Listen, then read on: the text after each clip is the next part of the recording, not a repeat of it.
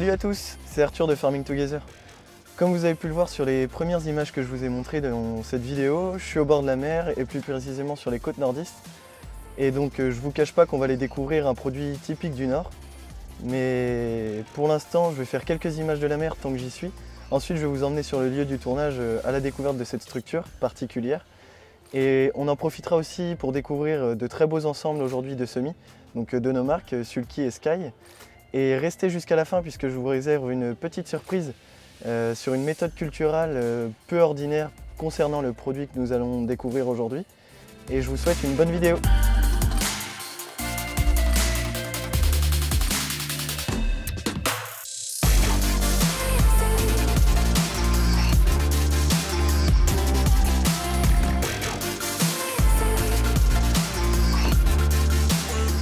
Bonjour Adrien. Bonjour Arthur, ça va? Tu vas bien? Ouais, ça va, ça va. Bon, si je t'ai dit de venir aujourd'hui, comme tu sais, aujourd'hui on est en pleine période de semis. Ouais. Hein, donc il y a plein de choses à voir. D'accord. Donc là, je te propose une journée où on va visiter je vais te faire une visite du teillage. Ok.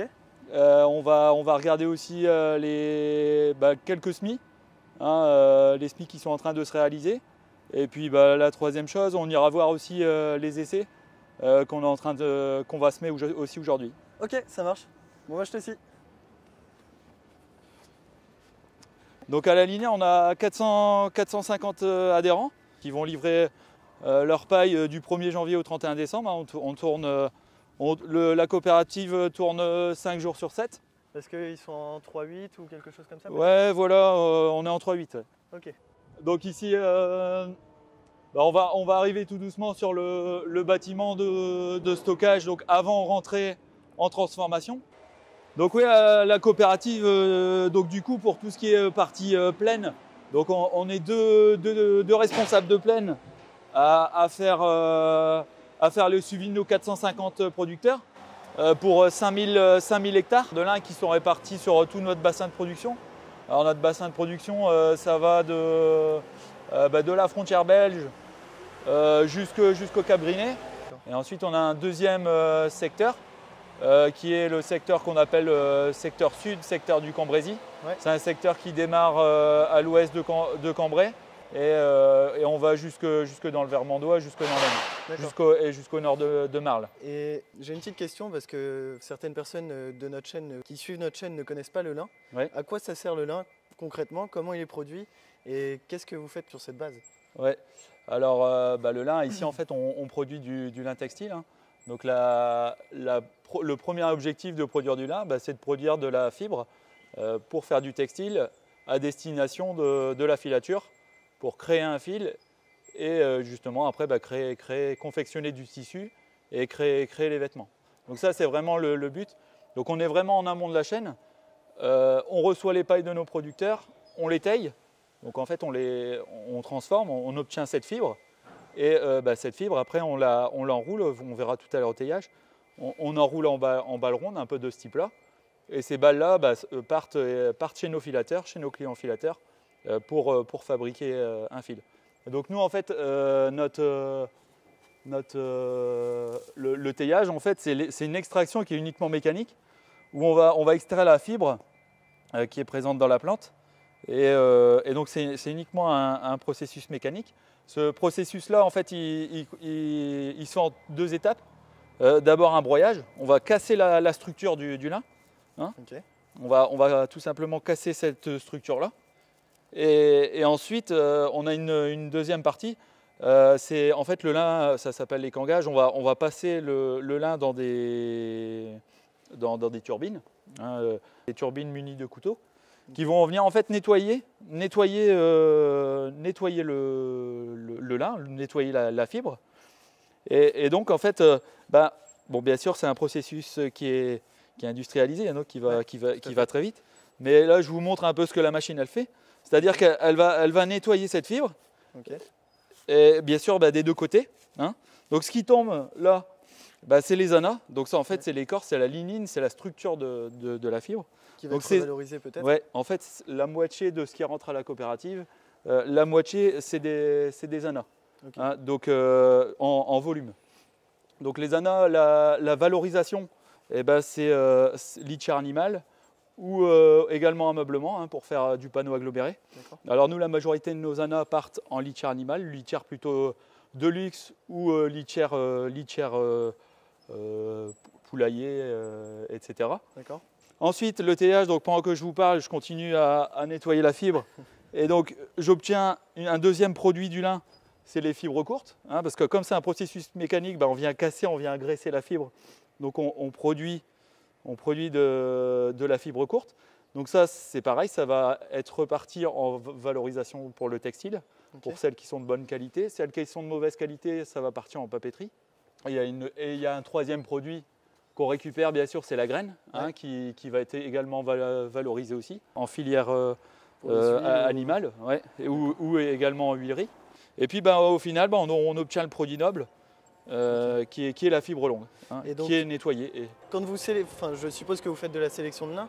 Quand vous faites de la sélection, quelle cible vous choisissez pour produire un lin en quelque sorte efficient pour vous comme pour l'agriculteur? Alors justement, ce qui fait le revenu du producteur, c'est ça. Tu verras tout à l'heure dans notre essai qu'on va semer. Les variétés qu'on met, l'objectif, c'est pas de produire de la paille, c'est pas de produire des graines. Le revenu du producteur, c'est ça. Donc nous, ce qu'on veut, c'est vraiment maximiser ça. Donc on va chercher les variétés les plus riches possibles. Et résistantes peut-être aux maladies aussi. Bien sûr, aujourd'hui, il faut nous... Alors toutes les variétés qu'on essaye, ou quasiment toutes les variétés sont tolérantes à l'oïdium. On est une fibre qui est écologique. Lutter de manière génétique contre les maladies, c'est une chose très importante qu'on regarde de manière très ciblée. D'accord. Et là, je vois deux télescopiques en train d'approvisionner, je pense que c'est la ligne de production. Oui. Comment ça se passe, la logistique donc en fait, on a 3 bâtiments de stockage. Là, ici, on est dans le bâtiment avant la rentrée en teillage du lot. Donc on a 3 modes de livraison. On a un chauffeur qui est salarié de la coopérative qui va chercher le lin en paille. Donc ça, c'est la première solution. On a une deuxième solution, c'est que l'adhérent livre lui-même son lin. Voilà, donc on met à disposition des plateaux à la coopérative. Et on a une troisième solution qui est la solution pour le secteur que j'ai appelé tout à l'heure le secteur du Cambrésis, qui est un transport par camion. D'accord. Comme c'est loin. Comment ça se passe concrètement? Donc ici, on est sur un site de 2008, hein, donc un site quand même assez récent, où en 2008, on avait commencé à avoir quelques nouveautés qui arrivaient de la part des constructeurs, dont cette table d'attente. En fait, cette table d'attente, ça permet au cariste, on voit, il peut déstocker un adhérent qui est en train de livrer son lin, ranger sa paille, et puis quand cette table-là est vidée, il la remplit à nouveau. Et ça évite à ce qu'un cariste soit à temps plein en train d'alimenter l'usine. D'accord. Hein, donc on peut avancer un petit peu. Donc là, en fait, il a rempli toute la table. Et en fait, on voit là au teillage, on a une navette qui prend 2 balles par 2 balles et qui va les distribuer sur nos 3 tailleuses, les balles de lin, pour les transformer, pour extraire cette fibre. 95% du marché, c'est le textile. Et aujourd'hui, il y a 5%, c'est de l'usage technique. Donc on va retrouver du lin, par exemple, dans les panneaux de portière de voitures.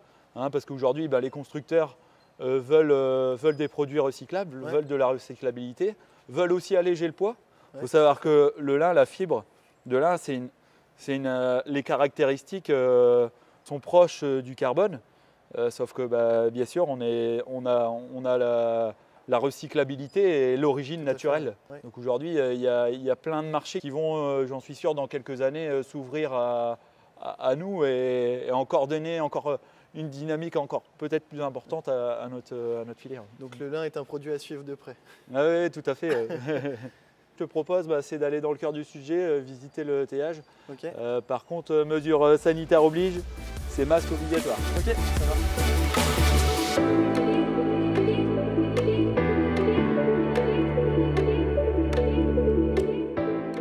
Adrien, tu peux m'expliquer succinctement qu'est-ce qu'il y a ici et comment ça marche? Ouais, donc en fait ici on est vraiment dans le cœur de l'usine.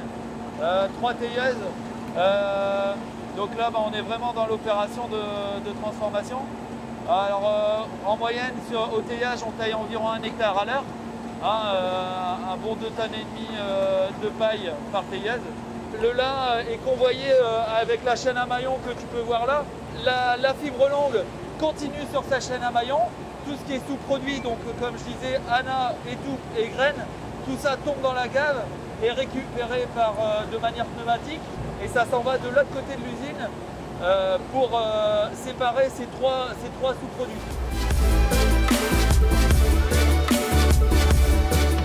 Donc voilà Arthur, ici donc on est dans notre magasin de produits finis.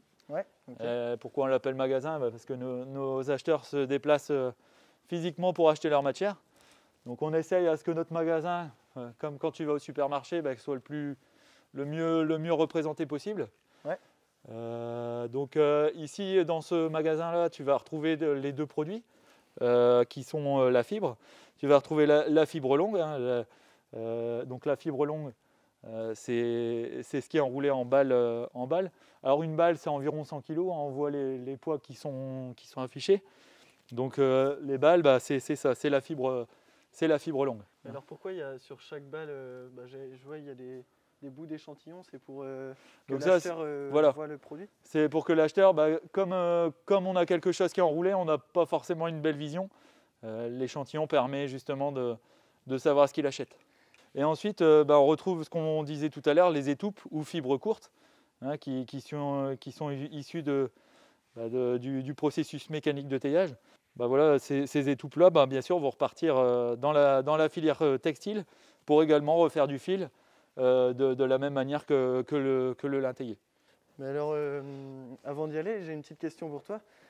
Comment est-ce que tu sais différencier un bon lin d'un mauvais lin? Il y a plusieurs critères de qualité dans le lin. On va d'abord essayer d'aller chercher l'homogénéité. Il ne faut pas oublier aussi la solidité. Parce que pour fabriquer un fil, il faut un lin solide, mais aussi pour le producteur, pour ce qu'on disait, maximiser sa richesse, maximiser son taux de fibre, il faut qu'on agresse le moins possible, qu'on crée le moins possible d'étoupes. Après, on va regarder la couleur. Alors la couleur, surtout liée au niveau de rouissage. Ouais. Le rouissage, tu peux le rappeler ce que c'est, parce que tout le monde ne sait pas ce que c'est. Donc en fait, c'est les micro-organismes qui sont présents dans le sol, qui vont venir dégrader les ciments peptiques qui lient en fait la fibre à l'écorce, et donc qui va faire qu'on va pouvoir transformer le lin. Ouais. Donc c'est ça qui va déterminer la date de récolte à terme, quoi. Ouais, voilà, suite à l'échantillon de l'adhérent, on va l'aider dans sa prise de décision à dire est-ce que tu serais mieux de rentrer ou de ne pas rentrer en fonction de la nature de ton lin. Maintenant on a fini la visite, ce que je te propose c'est d'aller semer nos essais. Okay.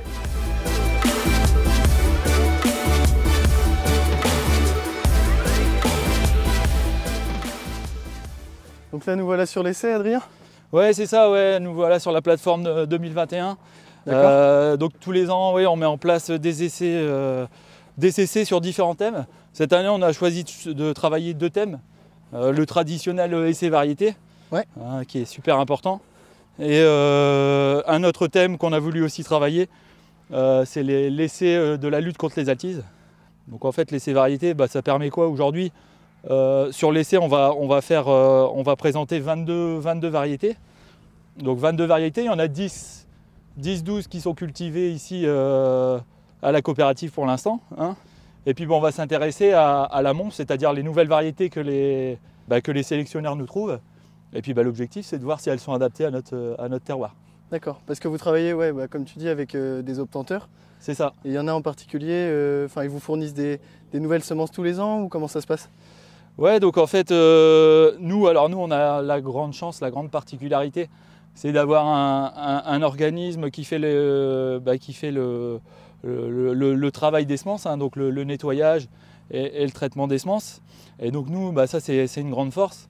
Nous, on s'est vraiment spécialisé dans dans l'autonomie de la production de semences. Aujourd'hui, nous, on est autonome en production de semences, hein, puisque le lin, il ne faut pas oublier qu'on a un pouvoir de multiplication de 7, donc c'est extrêmement long. Donc l'avantage de produire ses propres semences, c'est qu'on va plus vite, et donc on a accès plus rapidement à de la nouvelle génétique. Et donc c'est ce qui fait que là, il y a les 2 dernières années, on a fortement renouvelé notre gamme variétale. Et aujourd'hui, on se retrouve avec des variétés qui ont 3-4 ans.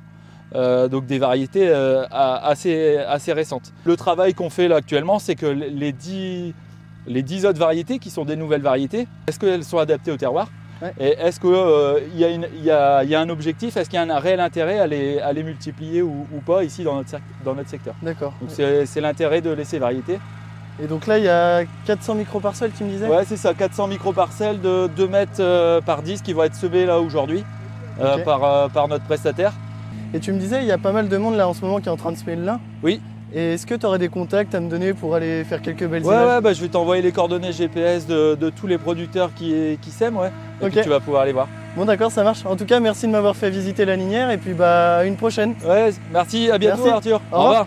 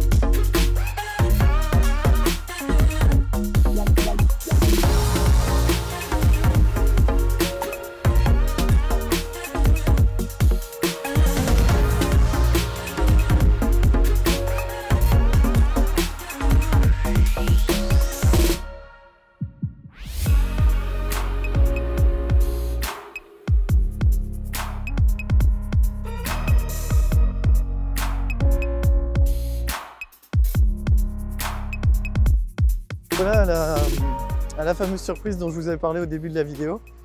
On va rejoindre Nicolas et Jean-François, agriculteurs. Nicolas, le technicien de la linière, et va nous en dire plus sur cette méthode culturale. Bonjour. Bonjour. Bonjour. Vous allez bien? Ça va. Bon, du coup, j'ai parlé avec Adrien tout à l'heure. Il m'a dit qu'il y avait une méthode culturale qui était assez particulière ici, sur ce secteur. Et j'aimerais en savoir plus au sujet de ce que vous faites ici sur ce champ-là. Alors, méthode culturelle particulière, oui et non. Disons qu'on essaye d'adapter l'agriculture de conservation à notre culture, le lin. Donc, c'est pas facile. On a déjà essayé depuis pas mal d'années de faire de la simplification de travail ou du non-travail avec quelques échecs. On pense avoir trouvé avec Jean-François une technique qui fonctionne pas trop mal. C'est-à-dire qu'on pratique le gratouillage sur les couverts bien détruits. On laisse blanchir. On rappuie sur tout le sol avant le passage du sky qui a tendance à bien plomber, bien placer la graine dans l'humidité. Ouais. D'accord. Et pour la récolte, comment ça se passe? C'est pas trop compliqué vu que le sol est encore avec des restes de couverts? Alors quand on est à l'arrachage, vous ne retrouvez plus rien. La vie du sol a tout dégradé. D'accord. Non, on ne retrouve plus rien. Et donc vous pratiquez depuis quelle année Oh, ça fait maintenant ça fait 5-6 ans. Et donc vous avez un Smart Sky, la technique vous plaisait ou? Oh, ouais, la technique elle me plaisait, oui. Puis le Sky, il est peut-être un peu plus polyvalent pour faire du TCS aussi. Dans vos clients, vous avez beaucoup d'agriculteurs qui pratiquent le... Alors, assez peu encore aujourd'hui. Beaucoup de monde y regarde, tâtonne. On a un client particulier qui a été un peu pionnier dans le SD pur. Bon, en SD pur, c'est assez compliqué. Et on est une région assez froide. On est une culture qui a besoin de température pour démarrer, de pas être semé trop profond. Et c'est pour ça qu'on est arrivé à ce travail minimum pour faire un lit de semences relativement fin, assurer un bon contact terre-graine. D'accord. Et je vois qu'il y a un tracteur de légende juste derrière. Ah. Je vais en profiter pour faire quelques vues. En attendant, je vous remercie de m'avoir expliqué un peu votre pratique culturelle parce que en France, on produit du lin et on n'a pas l'habitude de voir cette méthode. Et en tout cas, merci de m'avoir présenté ça et à la prochaine. Au plaisir. Merci, au revoir. Au revoir. Donc voilà, cet épisode s'achève. Je vais vous mettre quelques belles prises de vue de ce joli ensemble avant de terminer cette vidéo. Je vous remercie d'avoir visionné cet épisode et surtout, n'oubliez pas de vous abonner à la chaîne. Et je tenais aussi à remercier tous les agriculteurs qui ont contribué à cette vidéo et qui m'ont permis de prendre des images de leurs ensembles. Et je vous dis à la semaine prochaine.